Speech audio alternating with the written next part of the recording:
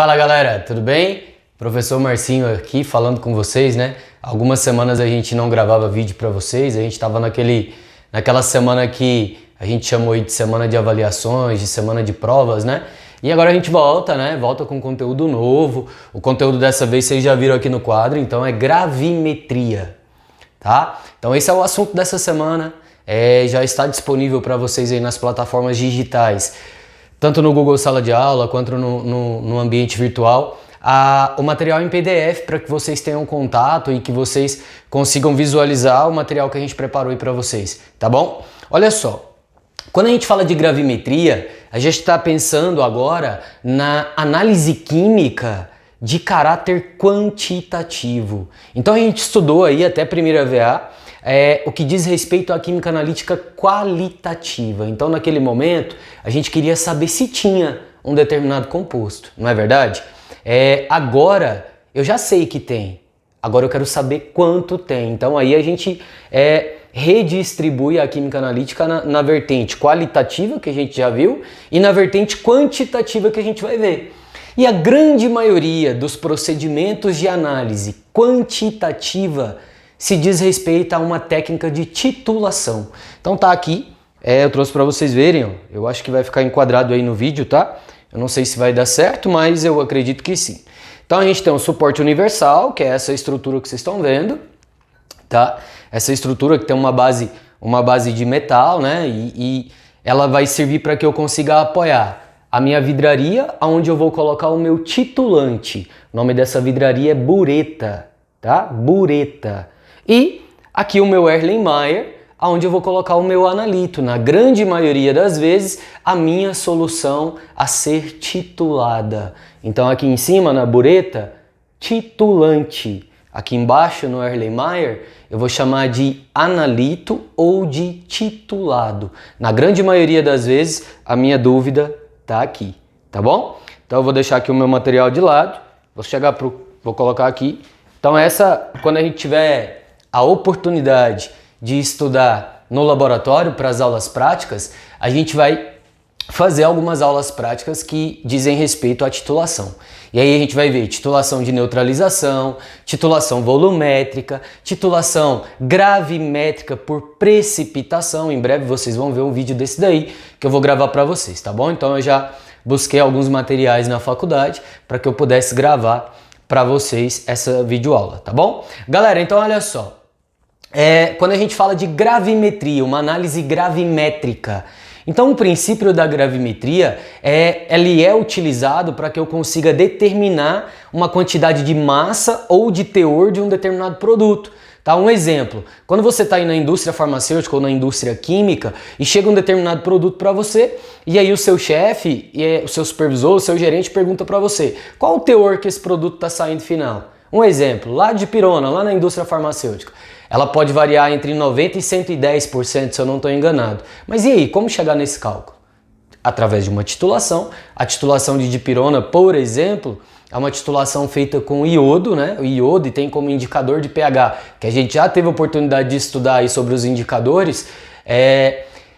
O indicador para dipirona é o amido, que na verdade a gente consegue fazer uma prática um pouco parecida quando a gente vai fazer lá a nossa cerveja artesanal. O teste de iodo ele tem meio que essa relação com o amido aí de indicador. Detalhe, lá no teste de iodo, o iodo acaba sendo o meu revelador do teste, lá na produção de cerveja.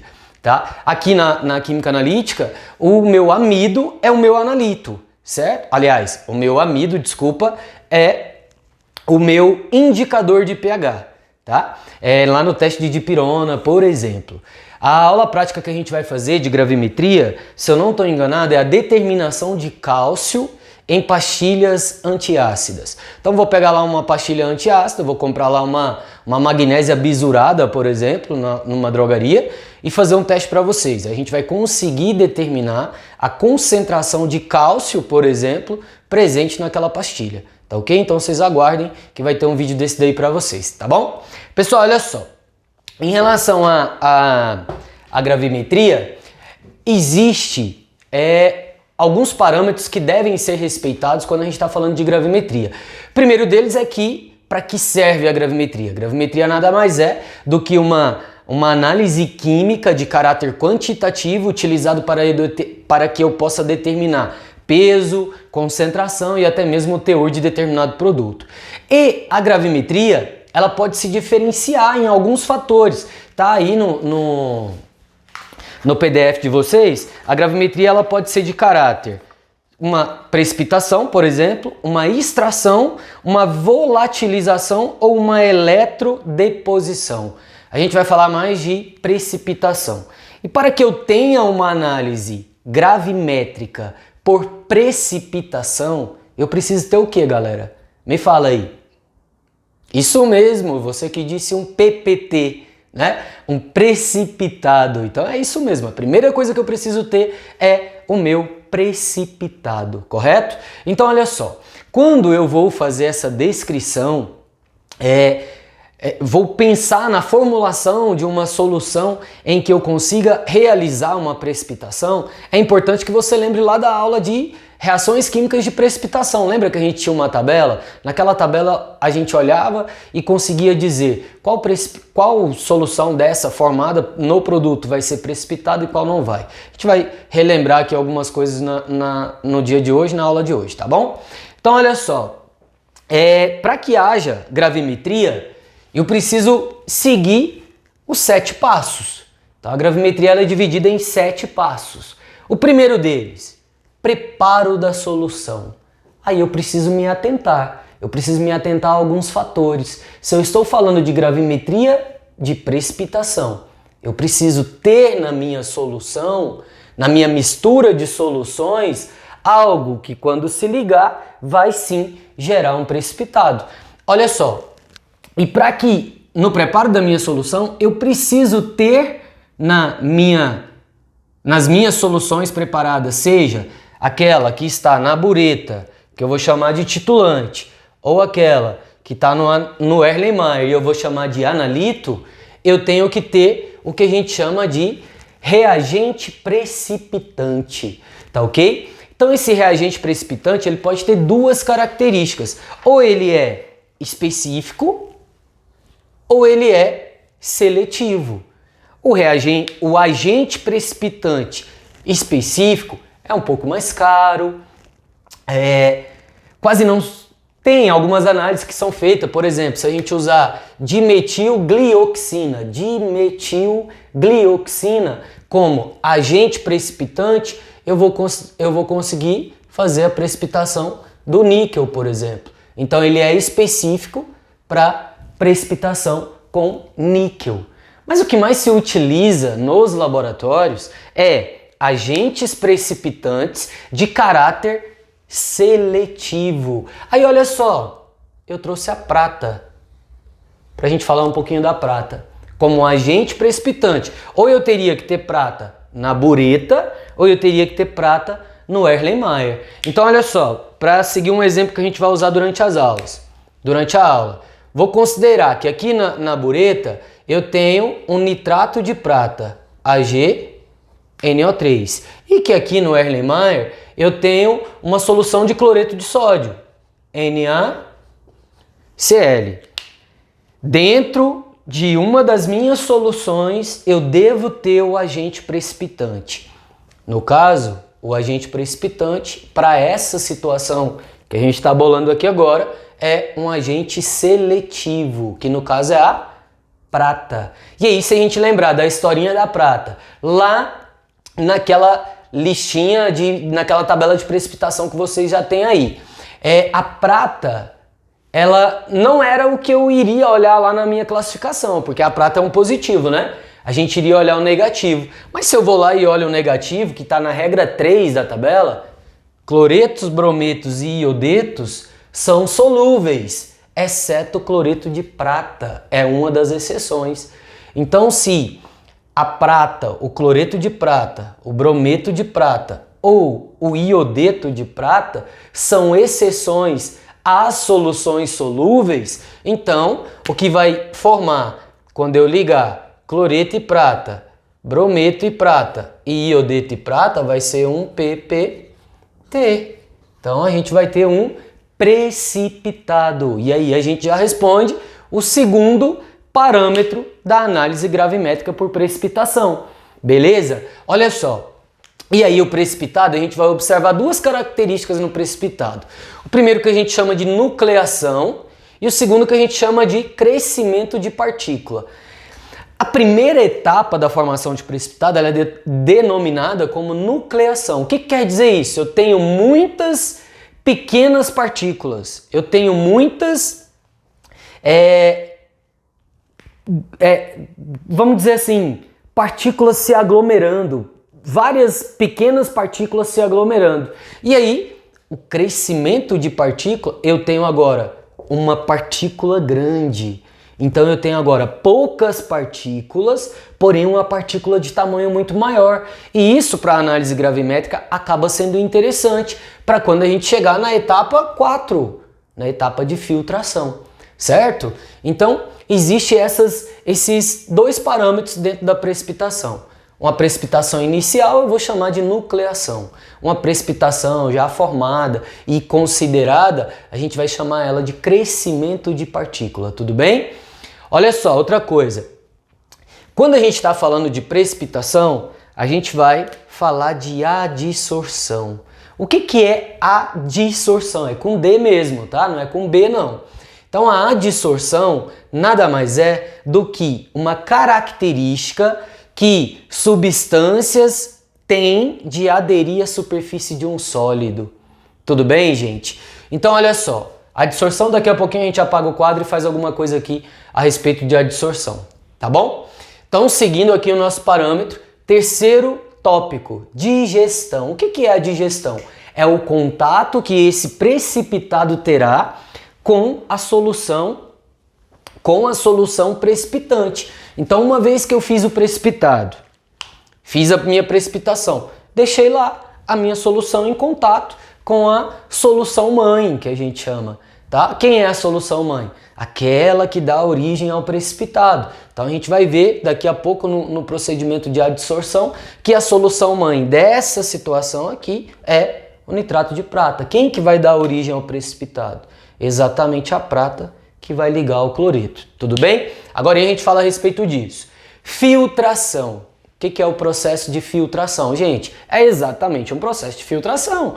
Então a gente vai pegar um funil, pegar um papel de filtro, fazer a adaptação funil, papel de filtro e verter esse material que está no Erlenmeyer sobre esse funil e aquele material filtrado vai ser o meu objeto de estudo, tudo bem? Então a gente vai realmente filtrar. Essa filtração ela pode ser favorecida por um processo de bomba a vácuo, por exemplo, que vocês usam lá nas aulas do Gabriel, lá nas aulas do Chose, em Química Geral, talvez nas aulas do Getúlio, lá em Química Orgânica, talvez vocês já tenham feito algum tipo de filtração nas aulas desses professores. Uma outra situação que a gente vai observar, e o nosso quinto parâmetro nos 7 passos da gravimetria, o nosso quinto passo é a lavagem do precipitado. Por que eu tenho que fazer isso? Eu preciso lavar o meu precipitado para que eu consiga retirar todas as possibilidades de impureza que esse precipitado tem adquirido. Uma vez que eu lavei o precipitado, eu estou deixando ele ao máximo puro. Não necessariamente ele estar puro, tá? A gente está tentando, mas só o cálculo final vai nos dizer se esse precipitado realmente era puro ou não. Tudo bem? Por fim, já no final da nossa análise, a gente vai ter o processo de secagem. Essa secagem, ela pode ser feita a uma temperatura ambiente, pode ser feita numa estufa, porém, o que mais se utiliza é o processo de calcinação. Calcinação. Então, muito provável, vocês já devem ter observado aí nos laboratórios da faculdade, um forno que a gente tem lá. Um forno que recebe o nome de mufla. Mufla. Escrito dessa maneira, ó. Acho que é assim mesmo. Mufla, tá? Essa mufla pode chegar a 1500 graus Celsius, 800 graus Celsius, 1000 graus Celsius. Então é uma temperatura muito alta. Então quando eu pegar o meu material, o meu precipitado, levar ele para esse aquecimento numa mufla, tudo aquilo que era impureza, que fosse convertida em vapor, ou seja, no estado físico gasoso, iria evaporar. Uma vez que evaporou, o que realmente sobrava no precipitado era só aquilo que é sólido, tá? Sólido. Só aquilo que era sólido, vamos aqui. Só aquilo que era sólido, certo? E a partir desse sólido, a gente vai fazer o processo de pesagem. E aí, com a pesagem, a gente vai para a parte mais legal. Cálculos, que todos vocês gostam, não é verdade? Então, olha só. Esses são os 7 passos da gravimetria. Então, quando perguntarem para vocês, para que haja uma análise gravimétrica de precipitação, quais são os passos? Preparo da solução, que eu tenho que preparar tanto o meu titulante quanto o meu titulado ou analito. Tenho que ter um agente precipitante para que eu converta os meus reagentes em um produto precipitado. Tenho que deixar o meu precipitado em contato com a solução mãe, que eu vou chamar esse processo de digestão. Vou fazer a filtração, a lavagem desse precipitado, secagem / calcinação, secagem e ou calcinação, pesagem e, por fim, os cálculos. Beleza? Eu vou apagar aqui só para a gente mostrar para vocês essa questão da adsorção. Tudo bem? Uma vez que a gente fizer aqui a adsorção, a gente volta fazendo um cálculo aí de um exercício para que vocês tentem resolver a lista de exercícios que já está proposta para vocês aí no PDF, tá bom? Pessoal, não vou dar pausa no vídeo, vou apagar aqui e a gente vai junto, tá ok?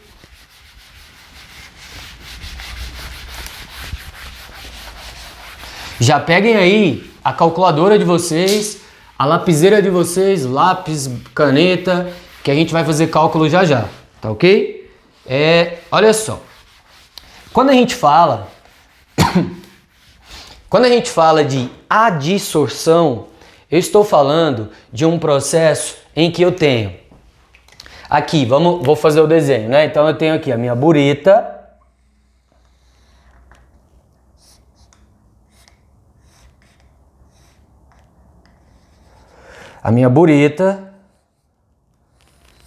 o meu Erlenmeyer, certo? Aqui dentro da bureta tem o que a gente chama de titulante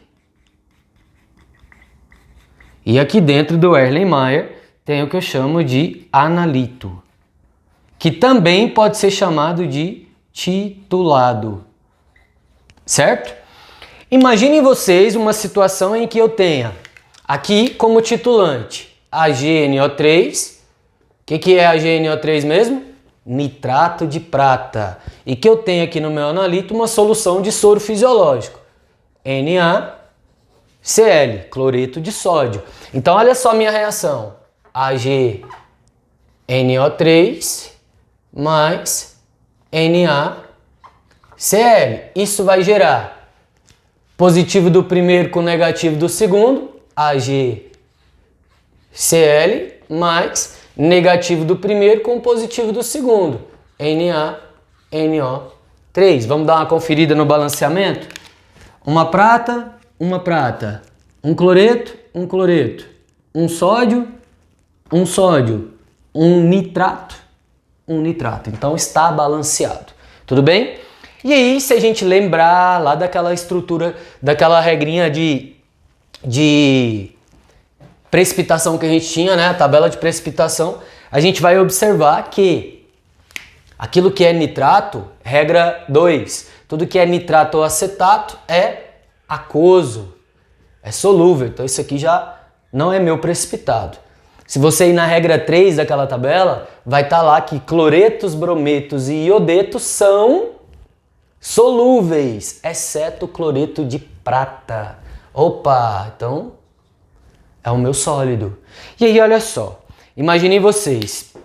Eu tenho aqui uma solução, aqui dentro, que está sendo gotejada sobre uma outra solução que eu tenho aqui. A gente vai usar um indicador de pH para que esse indicador altere a cor, como a gente já viu lá na aula com suco de repolho.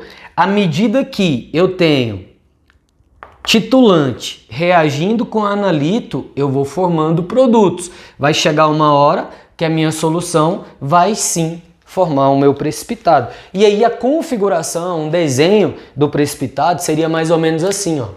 Eu tenho o meu precipitado no centro, né? Em volta desse precipitado, eu tenho um monte de partículas carregadas positivamente, porque são essas partículas que dão origem ao precipitado. Nesse exemplo que a gente está utilizando, quem é que vai dar origem ao precipitado? A prata, que quando ligar ao cloreto vai gerar o AgCl, o nosso precipitado. Então, a minha primeira camada, ela vai ser sempre composta pelo agente precipitante, que nesse caso foi quem? A prata. Eu tenho uma segunda camada, que tem que ser de polo contrário. O cloreto está aqui só esperando as pratas para ligar nele. Isso é o que a gente chama de adsorção, tá? O cloreto está aqui esperando a prata. Quem que vai ligar? Não é o cloreto que vai absorver a prata, e sim a prata que vai aderir ao cloreto. Então esse processo de adesão, eu chamo isso de adsorção. Então é uma característica que um produto ou uma superfície tem de aderir à superfície de um sólido, tá ok? Então essa é a minha definição de adsorção. Aqui na minha segunda camada vai ter algo que seja contrário à primeira camada e que não seja aquele que recebe o processo de adsorção. Então eu tenho, aqui dentro estaria cheio de cloretos, esperando as pratas ligar. A prata está aqui, doida para ligar o cloreto que está livre. Em volta só vai sobrar aqui quem que é o meu negativo da história? O nitrato. Então se perguntarem para vocês qual é a camada de contra-íon, nitrato, tá ok? E se a gente tivesse uma segunda camada de contra-íon, nesse caso seria o sódio, certo? E existe uma possibilidade que a gente chama de dupla camada elétrica. Pensa se aqui no lugar do nitrato eu tivesse, vamos colocar de preto, eu tivesse um sódio. Positivo, positivo. Liga, galera. Positivo, positivo em química, existe essa ligação? Não vai. Se não liga, vai formar precipitado? O princípio para que haja formação de precipitado é uma ligação química. Aqui não está acontecendo a ligação química. Eu chamo esse fenômeno de dupla camada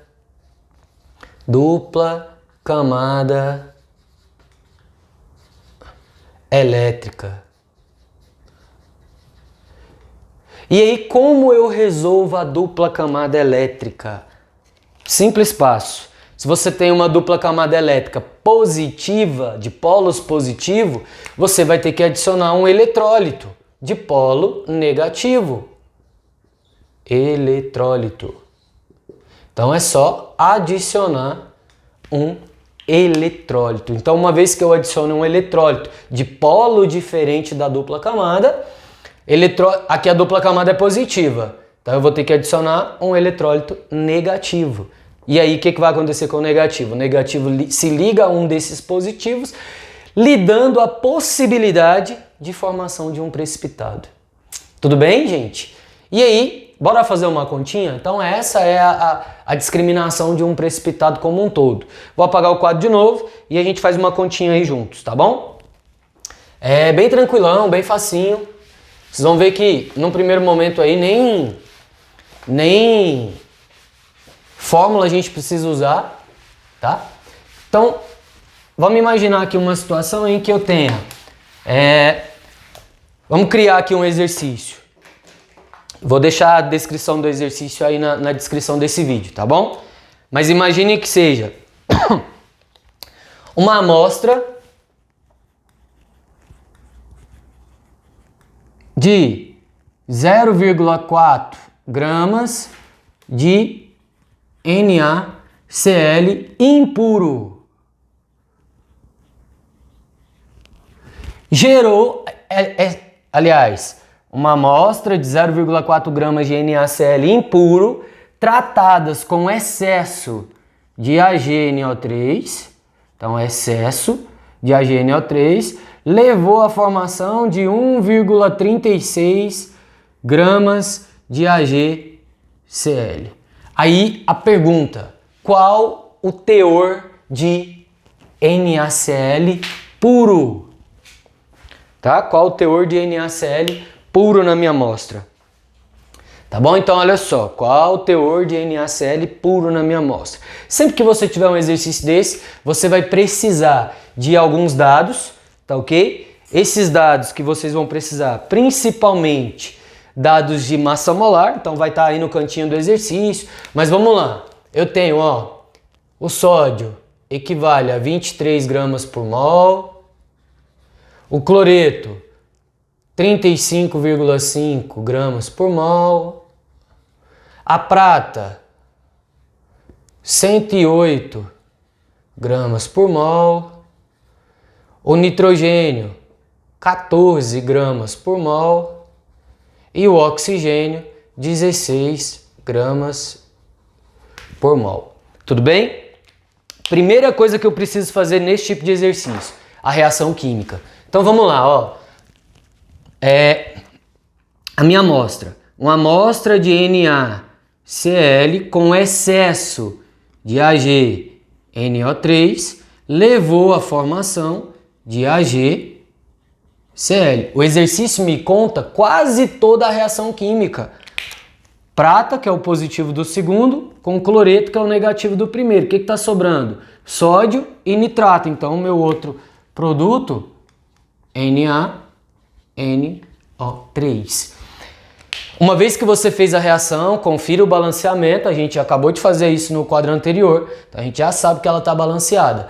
E aí, o próximo passo é identificar nos reagentes quem é a minha amostra, nos produtos quem é o meu precipitado.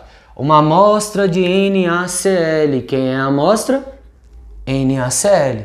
Tratado com excesso de nitrato de prata, formou, ó, se é grama tem peso, se é peso é sólido. Então, meu precipitado. Identifiquei a amostra. Identifiquei precipitado, começa a nossa sessão de cálculos, tá ok? Primeira coisa que eu preciso fazer, massa molar da amostra, massa molar do precipitado, bora lá? NaCl, eu tenho um sódio e um cloreto, só somar 23 do sódio mais 35,5 do cloreto. Quanto é que vai dar isso daqui? 58,5. Isso em condições normais. Eu tenho a prata, que vale 108, e o cloreto, que vale 35,5. Quanto é que vai dar isso? 143,5. Olha só, em condições normais de pureza, se eu reagisse NaCl com excesso de nitrato de prata, 58,5 gramas de NaCl teria que gerar 143,5 gramas de AgCl. Porém, a pergunta é, quanto de NaCl puro formou o tanto de precipitado que o exercício propõe? Não foi isso aqui que o exercício propôs? Vamos pegar a calculadora. O que a gente tem que fazer aqui? Regrinha de 3. O fio aqui do microfone quase me derrubou. Uma regrinha de 3, ó. Então, 58,5 vezes 1,36, o resultado você divide por 143. Então, a gente vai ter aqui, x é igual. Vamos lá na calculadora? Vamos juntos? Vamos chegar aqui, calculadora na mão. Ó, modo normal, então, mode 3 vezes. Escolhi o 3, escolhi o 2. Então, ó, 58. Vamos fazer em parêntese? Abrir parêntese. 58,5 vezes 1,36. Fechei parêntese. O resultado dessa conta não vai ser dividido por 143,5. Então, abrir parêntese, dividido, abrir parêntese, 143,5, vou apertar igual. Então, a gente tem esse resultado aí, ó. 0,5. Eu fazer as contas dessa maneira faz com que a gente erre o resultado, tá? Eu tentei criar uma coisa aqui sem pensar, vai dar um resultado acima de 100%. Para que isso não aconteça, eu vou mudar o valor da minha amostra, tá bom? Então, ao invés de ser 0,4 aqui em cima, ó, eu vou colocar uma amostra que fosse 0,7, tá bom? Só para que a gente tenha um resultado abaixo de 100%, para considerar realmente ela impura, tá ok? Então, ó, vou manter aqui a minha resposta, ó. Então, o cálculo que a gente fez está ali, 58,5 vezes 1,36 dividido por 143,5 deu exatamente 0,554. 427 gramas. O que eu quero dizer com essa resposta? Que dentro das 0,7 gramas de NaCl, 0,5 é de verdade NaCl. O restante que falta para chegar no 0,7 é exatamente a impureza que está lá ligada a esse precipitado. De novo, dentro do 0,7 eu estou afirmando que eu tenho 0,554225087 de NaCl puro. Só que o exercício não me pediu quanto eu tenho de NaCl puro. Detalhe, não tirei o número da calculadora, tá aqui. Mas vamos lá. Se a minha amostra, tudo que eu tinha de amostra era 0,7 gramas, não era? Se era tudo que eu tinha, era 100%. A quantidade pura é X%. Então, olha só. Já está lá o resultado na nossa calculadora. O que eu vou fazer? Ó, vezes, não mexi nada, apertei vezes 100, dividido, abri parêntese, por 0,7, fechei parêntese. Qual que vai ser o resultado? 79,20%. Então, qual que é o teor de pureza aqui? Ó, X é igual 79,20%. Então, qual a pureza do NaCl nessa situação? 79,20%. Tá ok? Vamos de novo, fazer o cálculo aqui de novo? Olha só. Aqui então a calculadora desde o início, ó. Desde aqui, ó. 58,5 vezes 1,36 dividido por 143. Então, vamos lá. Modo normal, abrir parêntese. 58,5 vezes 1,36, fechei parêntese, dividido por 143,5, igual, a gente tem exatamente aquele resultado lá, olha lá, em vermelho, 0554425,087, 0554425,087. O que eu tenho que fazer com esse resultado? Olha lá, multipliquei por 100, e depois o resultado eu vou dividir por 0,7.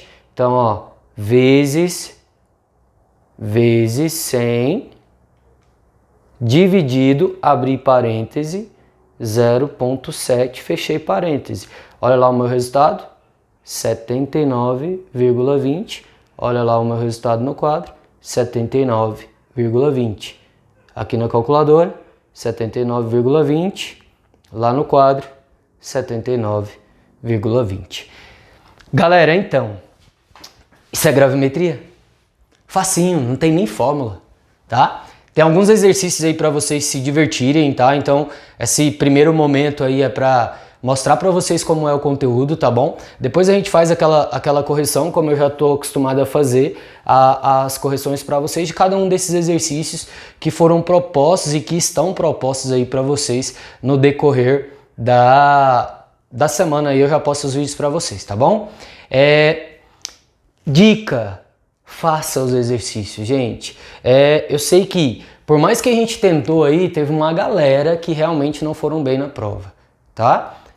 E assim, vamos só recapitular? Qual que é o nome? A vidraria aqui, essa que tem a torneirinha, bureta. Aqui embaixo, onde vai estar o meu analito ou o meu titulante? Analito. Então aqui embaixo, no meu Erlenmeyer, vai estar o meu analito. O kit aqui em metal é um suporte universal, beleza? A gente vai gravar aí também umas aulas práticas para vocês aqui. Claro que é só uma aula prática de exposição, na verdade. A gente só vai expor para vocês o conteúdo de uma aula prática, tudo bem? Galera, era isso então. Eu espero que todos vocês estejam bem. Eu queria aqui manifestar a minha saudade, né, de cada um de vocês. Dizer que acredito que esse negócio está quase passando, que essa pandemia está quase acabando e já já a gente se encontra, já já a gente se abraça, tá bom? Até porque eu tô morrendo de saudade de cada um de vocês que tá aí do outro lado. Tá bom, galera? Era isso para hoje, era isso para a semana. Que vocês tenham aí bons estudos e contem comigo sempre, tá bom? Um abraço para todo mundo